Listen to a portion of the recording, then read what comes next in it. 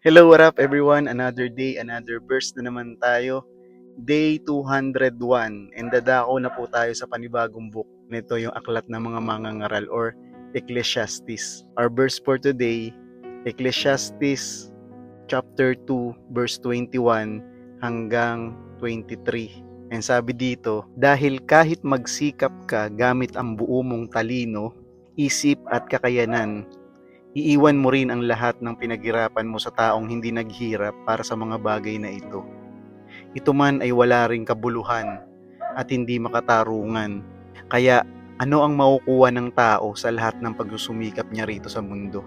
Lahat ng pinagsumikapan niya sa buong buhay niya ay makapagpapasama lang ng kanyang kalooban.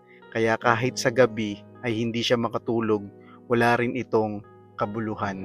Meron daw mag-asawa na sobrang yaman, sobra-sobra talaga yung kayamanan nila. Tapos meron silang driver. Ngayon, yung amo na lalaki namatay. Tapos, after mamatay nun, syempre, yung kayamanan napunta sa babae.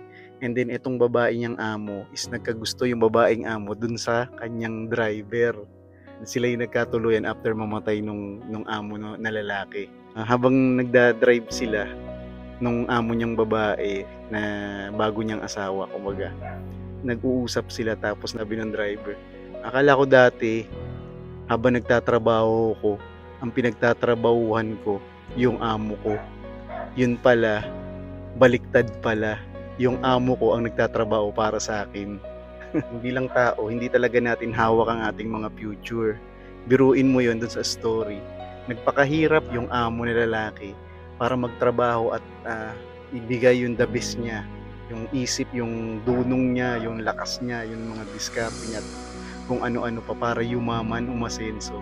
In the end of the day, namatay siya. Pagkatapos, naiwan lang yung kayamanan niya dun sa asawa niya at na yung asawa niya nagkagusto dun sa driver nila at sila yung nagkatuluyan. And dito sa aklat ng mangangaral, na ang author ay si Haring Solomon. Kilala niyo naman si Haring Solomon, yung pinakamayaman na hari, pinakamarunong, di ba? Pero kung babasahin mo, nakadalawang chapter pa lang ako pero ang dami ko nabasa doon na walang kabuluhan ng lahat. Alam mo 'yun? Lahat ng mga meron siya, in the end pala na-realize niya na walang kabuluhan ang lahat. Normal sa ating mga tao na nagtatrabaho tayo at nagpapakahirap tayo, binibigay natin the best natin sa isang bagay para, alam mo yun, magkaroon tayo ng magandang kinabukasan. Nag-iipon tayo ng kayamanan, binibigay natin the best natin sa trabaho para, alam mo yun, makuha natin pinakamataas na posisyon, di ba? Hoping that itong mga bagay na to yung magbibigay sa atin ng seguridad. Ito yung makakapagpuno sa atin. Meron pang sinabi yung isa sa mga pinakamayamang artista, sabi doon, ang prayer daw niya is masagot daw lahat ng mga nananalangin na yumaman sila. Para daw pag yumaman na raw sila, malaman daw nila na hindi lang pala yun ang sagot sa lahat. Ang aklat ng mangangaral na galing sa pinakamayamang hari na namuhay ay nagre-remind sa atin na even yung mga greatest achievements natin ay hindi makakapagbigay sa atin ng assurance or kasiguraduhan sa ating future. Bakit? Kasi nga naman, hindi naman natin hawak talaga ang future natin. Kahit anong effort, kahit anong skills ang gawin natin, di ba? Darating din ang panahon na may dead end. Kukunin din tayo ng Panginoon and then lahat ng pinaghirapan natin, ibibigay lang din natin sa iba. Dahil wala tayong madadala dun sa ating patutunguhan. And maraming tao akala nila, yun ang kasagutan sa lahat. To the point na ina-anxiety na sila or nape-pressure sila para gawin yung mga bagay para maging maayos yung buhay nila. Na para bang akala natin is, ay magaganito kung may mga plano tayo sa buhay natin, tapos pag umidad ako ng ganito, saka ako magpapakasaya sa buhay ko, diba? Not knowing that hindi natin hawak ang bukas.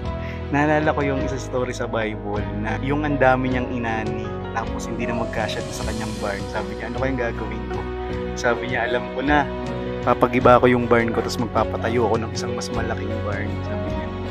And then, doon ko ilalagay yung lahat ng mga ani ko and saka ako magpapakasaya sa buhay. Sabi niya ganun. Sabi ng Panginoon Diyos, sabi niya, hangal, sabi niya ganun. Sa gabing ito ay mamamatay ka. So, Sino nga naman ang makikinabang ng lahat ng pinagpaguran niya, di ba?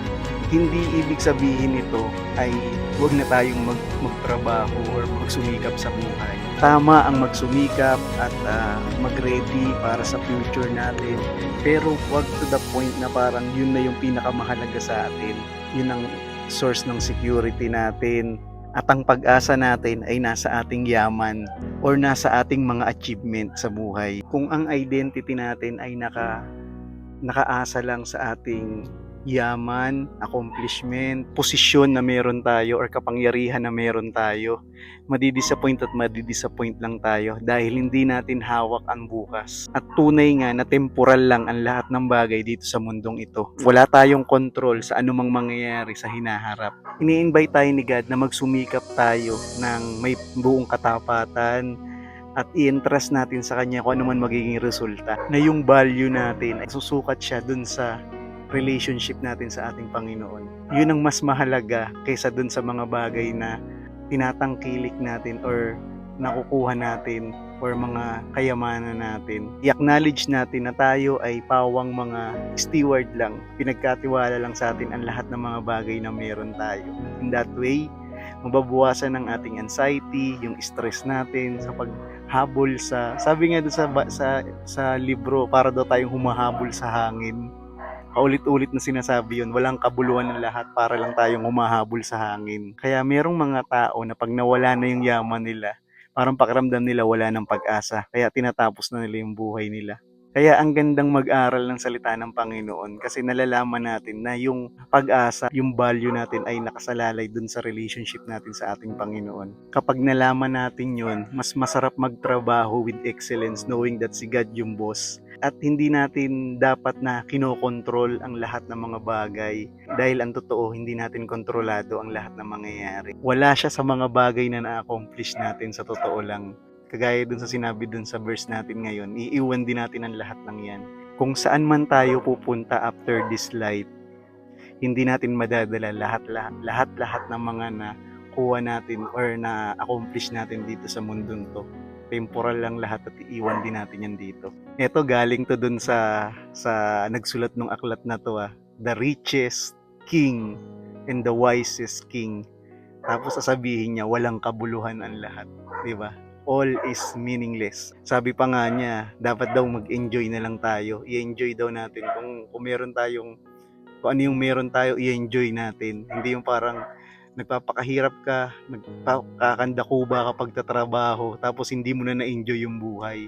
Tapos magugulat ka na lang, exit ka na sa buhay, di ba? Hindi mo na siya na-enjoy. Okay magtrabaho, but yun nga, i-enjoy natin ang buhay nakasama ang ating Panginoon Diyos. Tayo kasi mga tao ang iniisip natin, magtatrabaho ko ng gusto, papayaman ako para maging makilala ako, maging mataas ang tingin sa atin, maging mataas yung tingin sa atin ng mga tao, di ba? Pero yun nga, our value ay hindi nakadepende dun sa ating achievements. Nakadepende siya dun sa relationship natin at kung ano yung ginawa sa atin ng ating Panginoon. Walang mas hihigit dun. Wala tayong kayang ipalit dun. Biruin mo, ang pinuntubos sa atin ay banal na dugo ng ating Panginoong Hesukristo. At sabi niya, kung maniniwala ka sa Kanya, anak ka niya. So kung anak niya tayo, ibig sabihin mahal niya tayo. At kung mahal niya tayo, walang kahit anong material na bagay o bagay sa mundong ito ang makakatumbas sa pagmamahal na yun. Tandaan mo yan, kapatid. So God bless everyone, and nawa ay patuloy nating palaganapin ang salita ng Panginoon dito sa mundong ito.